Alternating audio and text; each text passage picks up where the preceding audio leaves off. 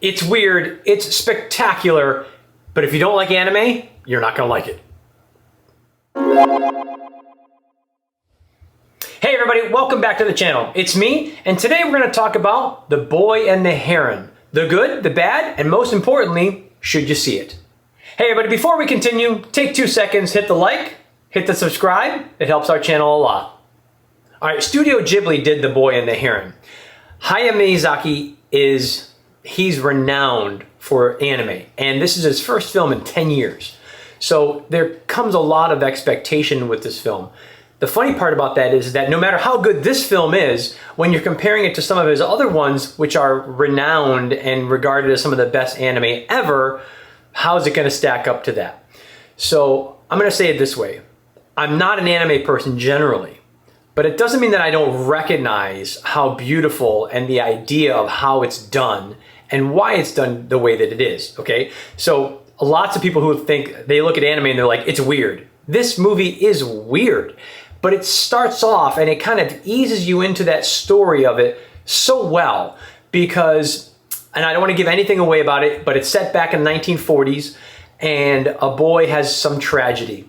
And this is his experience. This is the thing that goes on in his imagination and his life and how he copes with things and how he moves forward with his life. And the director takes his time in giving you little bits of weirdness in the beginning, and then a little bit more, and then a little bit more, and then a little bit more. And not being a super anime fan myself, I couldn't help but just sit there and smile and enjoy the ride as he went along.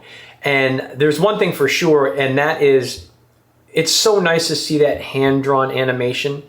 I hope that never goes away. I hope there's always some people who will appreciate that artistry because it is magnificent in this film. There are a few scenes where it kind of has its status quo look, and then this kind of frenetic, very, very interestingly lit and chaotic, I'm gonna say, overall look just adds so much depth and so much power to the scenes. It's really, really cool. There's some scenes with fire, there's some scenes with white ribbons and paper. It's incredible. And I really appreciated that. But again, I'm gonna say this, if you don't like anime, you're not gonna like this film. And if you do, and you are a fan of his, you're probably gonna like it even more than the average person. But the story is beautiful.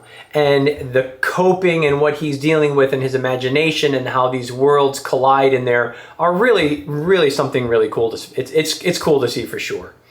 Now, there is nothing bad. There is nothing bad unless, of course, unless you don't like that type of film. If you don't like weird, and it's not weird for the sake of being weird, it's just anime. But what's really interesting is that they use these, I'm gonna say, they highlight these features, these aspects of this world, and it means something, and there's connections. And I think that one of the best things about this film is basically the director's life is here in front of you in this film. It's basically taken on a part of it. He has put his heart and soul into this one. After all, it's been 10 years since he's done it, and this is supposed to be his last film. Now, he has retired and unretired and come out with new things as well, but it's been 10 years. He's 82 years old, so it makes sense that this might be his last film. And again, the integration of his life, his own experience, put into this film, and they're tied together so magnificently, I think that's probably the best thing about the film.